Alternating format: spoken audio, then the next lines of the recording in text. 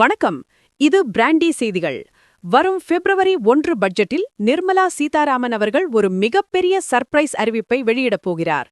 திருமணமான தம்பதிகள் இனி தனித்தனியாக வரி கட்ட வேண்டிய அவசியமில்லையா? ஜாயிண்ட் ஃபைலிங் முறை மூலம் லட்சக்கணக்கான ரூபாய் வரியை மிச்சப்படுத்த முடியுமா?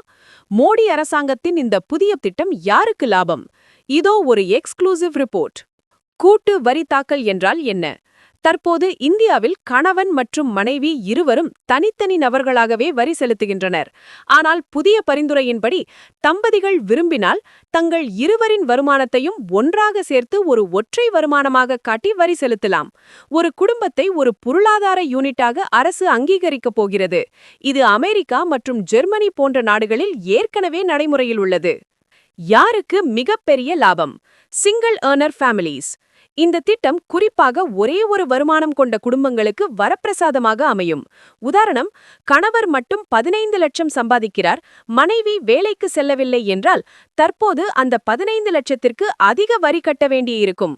புதிய முறை, தம்பதிகள் ஒன்றாக தாக்கல் செய்யும்போது மனைவியின் பெயரில் இருக்கும் அடிப்படை வரி விலக்கு சலுகையையும் சேர்த்து பயன்படுத்தலாம். இதன் மூலம் வரியின் அளவு பாதியாக குறைய வாய்ப்புள்ளது. எதிர்பார்க்கப்படும் புதிய வரி விகிதங்கள். Proposed slabs. பட்ஜெட் 2026இல் இதற்காக தனி வரி விகிதங்கள் கொண்டுவரப்படலாம் என எதிர்பார்க்கப்படுகிறது. மொத்த கூட்டு வருமானம் வரி விகிதம் எதிர்பார்ப்பு 8 லட்சம் வரை 0% வரியே இல்லை.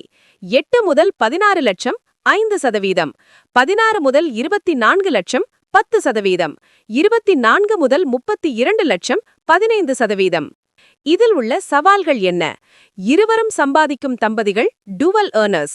இருவருமே அதிக சம்பளம் வாங்கினால் வருமானத்தை சேர்க்கும்போது அவர்கள் அதிக வரி விகிதத்திற்கு செல்ல வாய்ப்புள்ளது. அதனால்தான் இது ஆப்ஷனல், அதாவது விருப்பப்பட்டால் மட்டும் என்று சொல்லப்படுகிறது. பான் மற்றும் ஆதார்.